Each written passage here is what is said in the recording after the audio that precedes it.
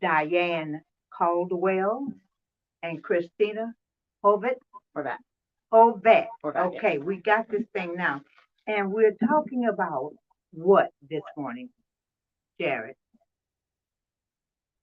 We're talking about the Break Every Chain rally happening on September 26th in Montgomery, Alabama at 9 a.m. Break Every Chain rally. Yes, ma'am. Okay, now, the next time you talk, just pull the mic because I can hit it. Okay, now. Okay, say that again. We're talking about the Break Every Chain rally happening in Montgomery, Alabama on September 26th, starting at 9 a.m. How are you involved? I was actually invited by the two lovely ladies next to me to help show my support for their cause. Okay, well, Diane Caldwell, Yes, ma'am. tell me your part in this. I'm a co-organizer for the event. Hmm. Christina and I organized this event to support the men on the inside at the Alabama Department of Corrections. Is that right? Yes, ma'am. I guess when you're in with the Alabama Department of Correction, folk in jail get sick too, don't they? Yes, ma'am. They do. All right, and so you've taken sides with this sickle cell disease that's causing fun. What is your Okay. Well, our stance is there was an investigation done in 2019 from the Department of Justice, and they had some findings that were violating the men's that are inside the Department of Corrections constitutional rights. okay? So you're going to talk about what's going on in the prison system, and Jared is going to talk about sickle cell disease. No. Sickle cell disease. Sickle cell was the last one, yes. All right, well, let me take all that out of that. I gotta get this now. I don't know how to go any further. That's why I like to do one at a time, but I got caught up. Constitutional right. Okay, so you're going to talk about what's going on in the prison system. There we go. So you're going to. There, we're going to take all that out, okay? Now. You might want to start all the way over since her name is Diane. Okay, Diane, you want to start all the way? Okay. And three. All right, we'll start over. Chicken ain't nothing but a bird. This is my day. Look, this is my day in the control room. Hey. So who do I intro first? You can introduce Jared first. You don't have to. All right. My mama just always told me woman was drawn from the river man for a man. Yeah. And we must recognize our men first and to honor our fathers as we do our Father who art in heaven. Yes, ma'am. So I'm fully aware of how to recognize the gentleman. You want to hear my prayer? Sure. Now I lay me down to sleep. I wish I had a man for keep. If that man beneath my bed, Lord, I hope you heard what I said. Come on. All right, stand by. We're going to do this all over again. In 3, 2, 1. Oh, what a great day the Lord hath made. Let's rejoice and be glad. Good morning. Beverly McDowell here for In Touch Gulf Coast. My guests this morning, Jared Butlong, Christina Horvat, and Diane Caldwell. And we're going to be talking about what, Jared? We're going to be talking about the Break Every Chain rally happening on September 26th, coming up in a few weeks, getting very, very close at 9 a.m. in Montgomery, Alabama. Break every chain. What does that mean? We're there protesting the conditions inside of the Alabama prison system. The Department of Corrections is overwhelmed with the current situation and are treating all of the incarcerated individuals inhumanely to the point where the Department of Justice or the federal government has actually getting very close to intervening. They're currently being sued, and there's a lawsuit in the works. So give me an example of the condition. One example that I think everybody, I hope, could relate to is not having enough facilities to use the restroom and shower. So there are places where there's one restroom and one shower for 90 to 100 people. During these times of COVID. Yes, ma'am. It's been going on for years. How can we break that chain? Part of it's funding and staffing and putting things in the right places, but that's the start. There's a lot more issues, not just the facilities themselves. It's the treatment of the incarcerated individuals, the loved ones that everybody has inside. So a lot to deal with. Okay, Miss Christina Horvath, Yes, ma'am. talk about why you're here this morning, please. I was one of those naive people who thought that nothing happens behind the walls, that it was Start over. I was one of the people that was naive to believe that everything that happened behind the walls was they were getting treated like queens and kings for crimes that they committed, until you get to learn and you know people inside and see that it's nothing like that. It is inhumane treatment. They're being assaulted, they're being stabbed, they're being mistreated in every way. There's no safety. They go to sleep wondering if they're going to wake up the next day just because they're there. And there's so many in there that shouldn't be in there to begin with. Why do you think that the system is stacking folks in the system? Profit. Making money Dollars, off of them. Yes, ma'am. dollars, and SENSE. Yeah, So you have a relative that's in the system? I do, actually. My Tell, husband, tell me about that heartbreaking experience, please. my husband was actually stabbed um, Labor Day, Memorial Day. Memorial Day. My husband was stabbed Memorial Day. We were having a normal conversation, and all of a sudden, I don't hear from him no more. And then Facebook groups come up that two inmates were stabbed, and so I called the facility and asked if it was my husband, and was told by the guy that answered the phone, the lieutenant that answered the phone, that it was fake news, that it didn't happen. And I get a notification from another incarcerated individual's wife who contacted me, and she was like, Christina, she's like, it was Kyle. And I called back and spoke to the lieutenant again and informed him I knew it was my husband and where was he? Tell me where he's at. And actually, this lady sitting right here beside me, Miss Dion, is how I found out my husband was okay. The ADOC system is set up to not inform families of anything that happens. They are to hide it. And that's what we're trying to get through to people, that the system is a corrupt system. It's all for profit. It's not for the families or any rehabilitative programs. So we have a very tough road ahead of us. Miss Diane Caldwell. Yes, ma'am. Tell me how you fit into this. Well, my husband has been incarcerated for almost 17 years. He was incarcerated pretty much as a juvenile and tried as an adult. So I have been with him for an extended amount of time, and I've learned the system, and it's a very corrupt system. It's a very unjust system, and these men are being warehoused, and their constitutional rights are being violated on a daily basis. What about the attorney? Do you have anyone representing you? Well, representing me or the inmates? The inmate. Well, of course, they have representation going to court. However, all of that is linked in, especially when you're poor, you're a minority, and you don't have the money to hire a private attorney, then the court appoints an attorney. And that attorney is not being paid much. So he has a overload of cases, and you really can't focus on one individual as you should be able to, because they have to make money. And the state is all about profit when it comes down to the attorneys, the judges, the police officers. It's all about profiting off of our poor and minority community. My word, and I know, I know the statistics. I did look a few things up before we started the show. And aside from that, I am a media person, so I'm saying clearly, it's not like the system is saying we're choosing all African Americans to go to jail so we can get them registered on the book.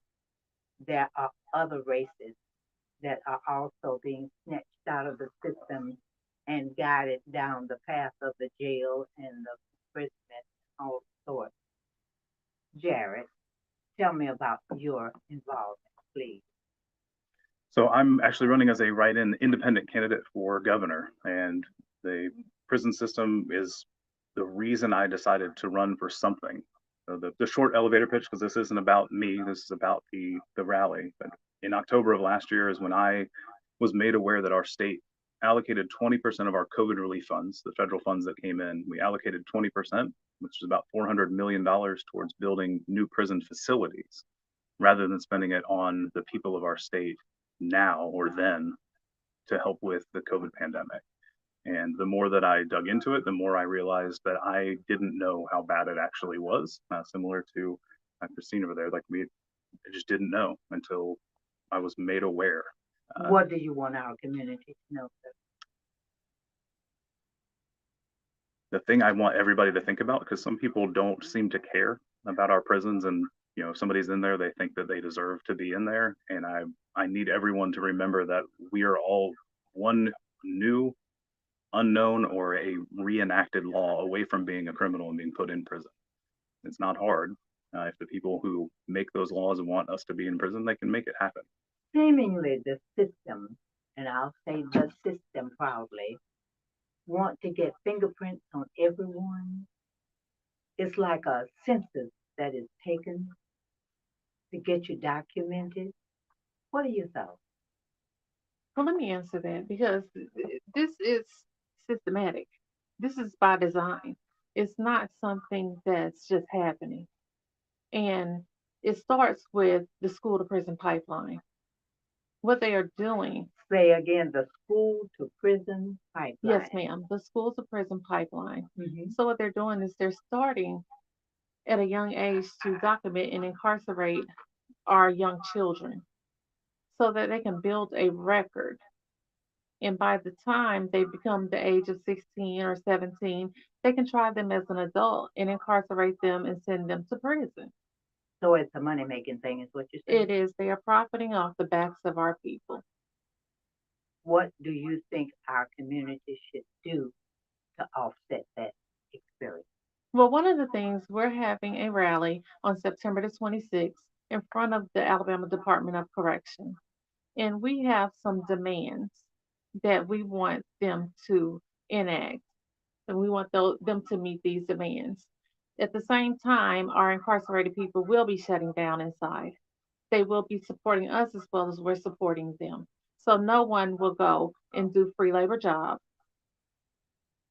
No one will go and do anything inside of the prison. They will not profit those days that we are shutting down.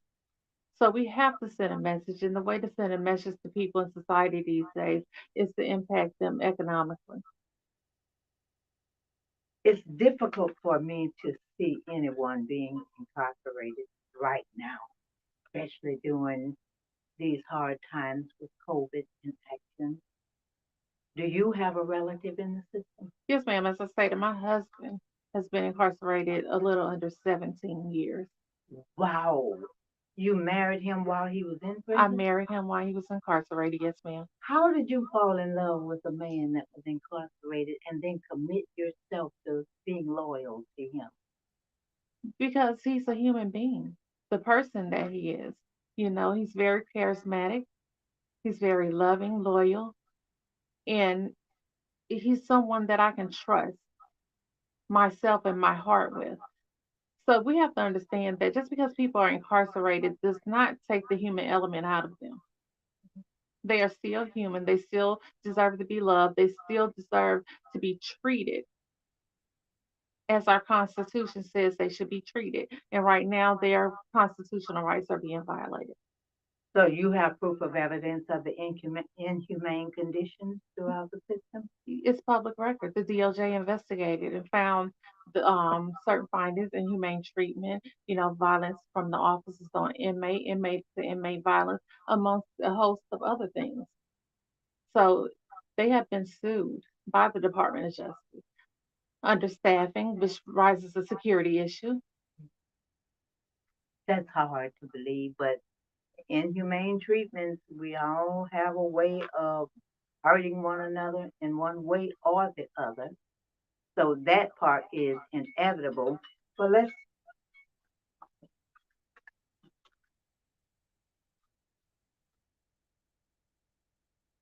sorry about that. See, the problem is when we come down to Start again. Just say the problem the is problem is when we come down to, inhumane treatment, we're talking about conditions that they're living in. You have upwards to 90 to 130 or 40 men in one dorm in its warehouse. hmm, There's no air conditioning. There's no no human. What's the word for it? There's nothing to make them feel okay. We're incarcerated, but we do deserve a little air conditioned comfort. Well, it's not even about the comfort. It's about how do you stick someone in a warehouse and in the summertime, the temperatures reach upwards to 110 degrees. You have had people die because of that. In the wintertime, you reach freezing temperatures and they don't have the proper ventilation there either. So, when it comes down to it, we have to treat people like people, regardless of where they are. That's what our Constitution says. We all have basic rights. And if you're not meeting those basic rights, then something has to change. And that's why we're here today to make those changes. Do you have an email address we can get out there right quickly? Yes, ma'am. It will be both sides of the wall. Excuse me, let me start over. It'll be contact at both sides of the wall.com. So that is contact at both sides of the wall.com. Diane, who's next? Jared, would you like to speak up to this issue, please, sir? Yeah, so one thing that I don't think many or enough people are aware about is we talked about the profit aspect earlier, and it's multifaceted. So we have the fact that people are currently incarcerated and they are used for labor to build, let's say, furniture or produce chemicals that are used through janitorial processes, but all of those products are then sold back to the state itself. So we're actually funneling money within the state agencies between each other. You can't purchase those goods, not that I would want to, but it's not available to the public. It's only available to other state agencies. But then you have to count the other things that are required of treating somebody and keeping them alive inside the system. So their food, that is a for-profit business that handles that piece. The healthcare, it is a for-profit business handling the healthcare, and their focus is a business. They have to care. They have to take care of their business first because that's their entity. That's the way the system works. So they have to make sure they maintain their profit, which at times means not seeing patients in a timely manner or not letting them know of conditions that they have in a timely manner so that it when they do find out, it's not something that is quote unquote worth the expense. So you've got this Break Every Chain rally. Yes, ma'am. Talk about that rally again, So please. that'll be September 26th at 9 a.m. in Montgomery, Alabama, in front of the Alabama Department of Corrections offices. We'll be showing up we'll be there before 9, but the rally starts at 9 o'clock. It should last about an hour or so, maybe longer. We'll see, the 3 hours. Is that what we're? Till 3 Till p.m. 3 p.m. See? Okay. Yep. I'm not organizing the event. I'm showing up to show some support. So I am, Well, it's about breaking every chain. yes, ma'am. And Jared, you are a citizen for what now? So I'm actually running as an independent candidate for governor. You gotta be kidding me. No, ma'am. Well, let me share this with you. We don't do politics Yes, ma'am. on In Touch Gulf Coast because it's public affairs. With that being said, we're going to focus on the inhumane conditions throughout the Alabama Department Yes, of ma'am. Corrections. And what we will also do is hold it in the back of our minds what you're actually running for. But I reiterate with emphasis, this is not about politics. This is about the inhumane treatment of folk in the prison system. Yes, ma'am. And that's the reason I'm here. Okay. All right. So let's get some information on you. So information for me, if you're looking to reach out, it's jared@jaredalgov.org. And you can go to jaredalgov.org for more information about me and the campaign. And we have all social media accounts everywhere except Snapchat. So Facebook, Instagram, Twitter, YouTube, Twitch, TikTok. Pick a platform, and we're on it. Oh, I didn't know that there were that many. Oh yes, ma'am. Okay, that lets you know how old I am. We're not going to talk on that though. We're going to talk about the inhumane conditions throughout the Alabama Department of Corrections. Now, So- my mama used to say, if you are an ought not to done it, and you did it, then you deserve to be penalized for that you did. What are your thoughts to my mama's old saying? Unfortunately, we've tried that for centuries, and it hasn't helped. We are continuing to put more and more people in prison on average. There are times where it dips, but the system on average is gaining more people. And I know it, and it's all about guns. Well, if the penalties prevented crime, we would have less people and have less prisons and have less use for the system. But we are increasing the need for the system, which tells me it's not the purpose to reduce crime, which is what we talked about earlier with it being a profit motive rather than actually reducing harm to society. Okay, so if you had the privilege to make it right, give me 3 things you would do to make the change. Changing the system now or an ideal system to replace this one? The ideal system to replace our current system. Perfect. So we need to consider the root causes for any crime. As an example, currently we are bringing in about 66% of our new admissions every year into the system are for poverty-related crimes. If we want to stop those from happening, we should solve for poverty, not just continue to put people inside the system, because they end up having the highest recidivism rate. So those who are poverty-related or crimes that are poverty-related end up back in the system after they come back out at So a you higher mean rate. poverty related, when you say poverty related, Yes, ma'am. you mean don't have a job, trying to get a job, and because they can't get a job, they'll go out and do something crazy. Yep. Rob somebody or steal something from somebody, or in the midst of things, actually kill someone. Actually, not even including any actions that have actually hurt other people directly. We're talking about theft, burglary, receiving stolen property, having illicit materials or drugs on their person, or the intent to manufacture. All of those combined account for about 66% of the new admissions in 2021. So 6,000 or so out of the 9,000 were for generally recognized poverty-related crimes, because most of those are done because they don't have the access to survive otherwise. And I truly understand. So that's one thing we have to do. We also need to make sure we're taking care of people's health care, and not just physical, but mental as well. We've got to make sure everybody's well taken care of with their health as a holistic approach. And then we have to make sure education is funded as well. People don't know what they don't know. So there might be ways that people that are currently heading towards incarceration, if they had a better education, they may know of other options that they could take instead of doing illegal activities. Temptation is great, especially for our younger folks.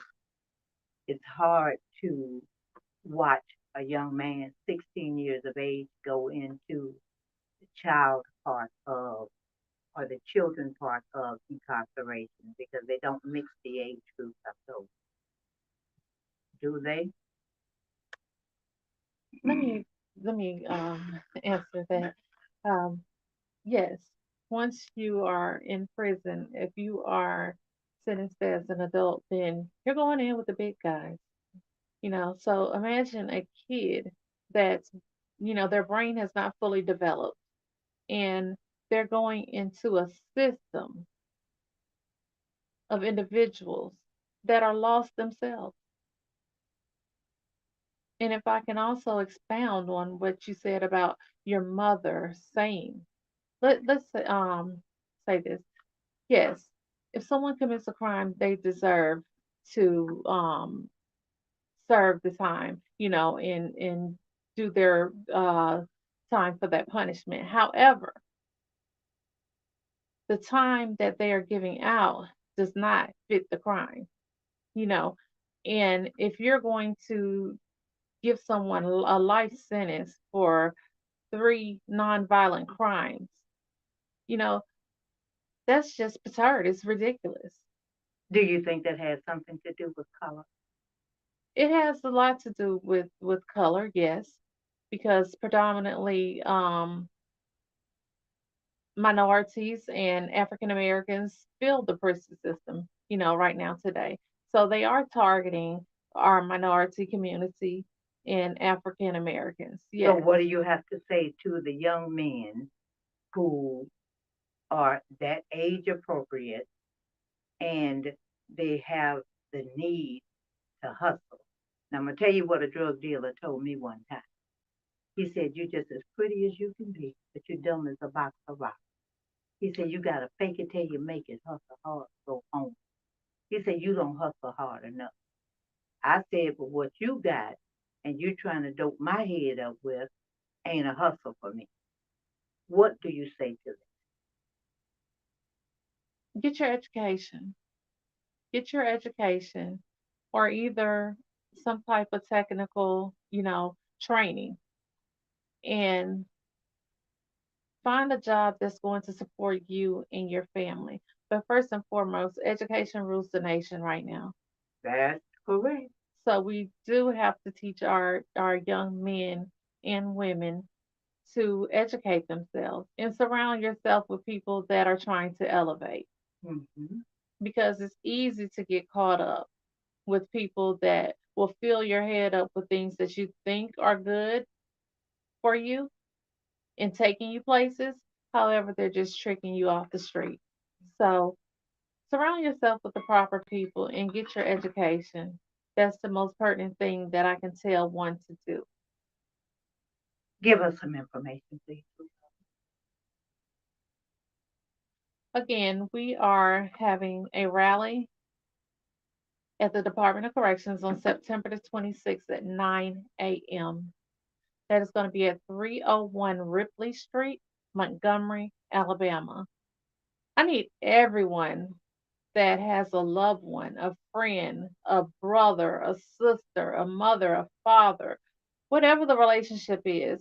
I need you all to come out and support the incarcerated community, because these guys are being and women are being treated terribly, I can imagine. terribly bad.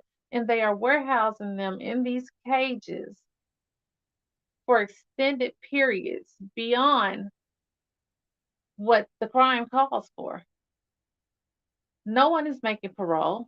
They're keeping everyone incarcerated so that they can fill the mega prisons that they're building.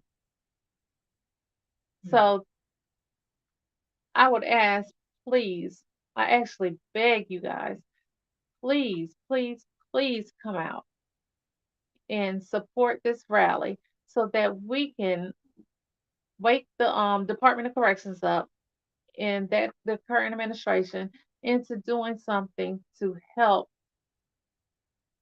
our incarcerated individuals with the violation of their constitutional rights. Again, I ask you for a phone number, date, and time of this event, please. Okay, so the date is September the 26th, and we will be at 301 Ripley Street in front of the Department of Corrections, And Ripley Street is in, Montgomery, Alabama. will there be a bus or some transportation, form of transportation leaving Mobile? We um we are trying to set up transportation. We do have an event going around on Facebook. If you all would please respond to that event, that will give us a better idea as to where you are and what your needs are. So that would be in the Alabama Prison Advocacy and Reform for our incarcerated individuals. So if you all could please look in the Facebook group, it is floating around in many prison advocacy groups, and respond to the event so that we would know the needs of the people, because we're going to do anything within our reach to get you there. Jared, you have anything to say to that? I would. So I have a slightly different perspective on the situation. I don't have anybody in my life that's directly impacted by the system, and I still encourage everybody to show up. But why are And you so passionate? I have I have made the realization, or it has been bestowed upon me, that we are all one law away from being incarcerated. The entire system is set up to, once you're in, it is not up to you when you leave. As much as that seems to be given to us as information, as just people in the free world, we're told that, if you behave, if you do what you're supposed to, you'll get out. And it is not designed to do that, nor is it doing it in practice. We mentioned earlier, Diane, I think, mentioned the level of parole, and it is 80% plus being denied their parole or pardons, and that is a drastic shift. Do you look at that as a money-making experience They off of don't. someone else's back, or do you look at it as you do the crime, you do the time?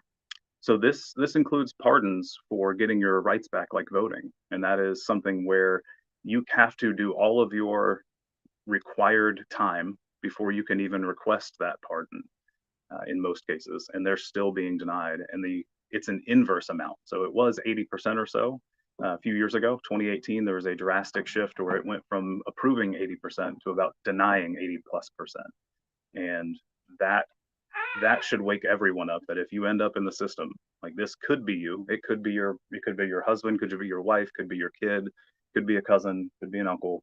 It can happen to anybody, and it it's not doing what we're told it does. Miss Christina, Ma'am. will you cap it out for us? We are doing the rally to fight for everybody behind the walls because there are so many different things that we want changed. These guys need it changed, and they're depending on us.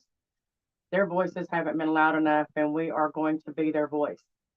These guys are being medically neglected. They're dying from cancer because they don't have $4 on their books to seek medical treatment.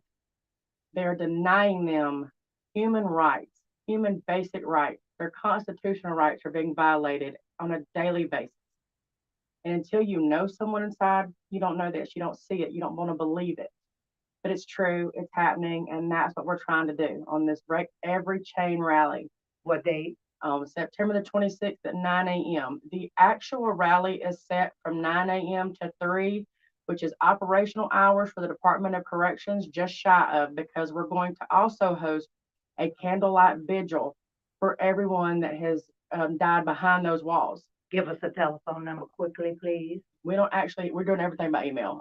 Email. We have a phone number. I will let Diane, is part of her organization. She'll give you that number. Okay, Diane. Okay, and let me say one more thing, if you may, before I give you that information.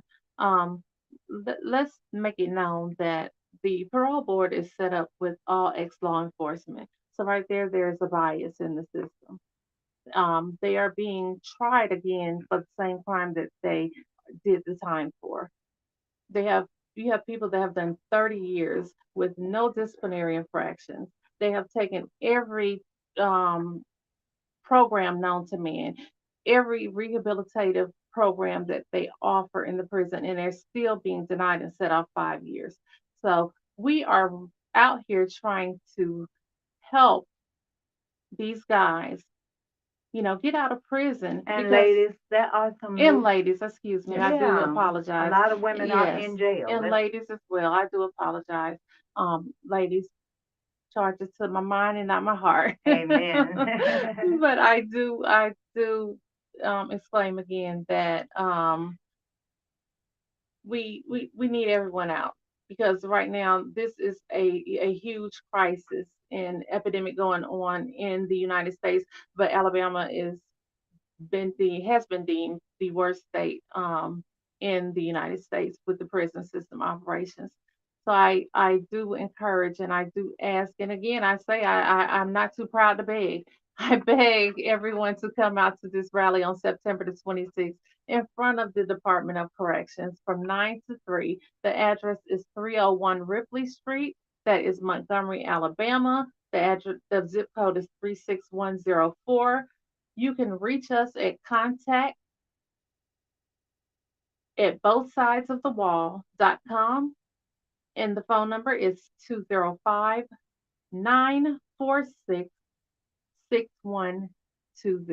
You did a good job, Sugar. Thank you so kindly much. for being here this morning, all of you, for In Touch Gulf Coast. Example, each one reach one, each one teach one. Look down on no one unless you're reaching down to lift them up. I'm Beverly McDowell. Don't forget to spell dog backwards.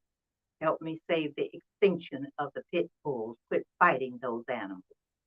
I'll see you next Sunday for In Touch Gulf Coast. Have a great day.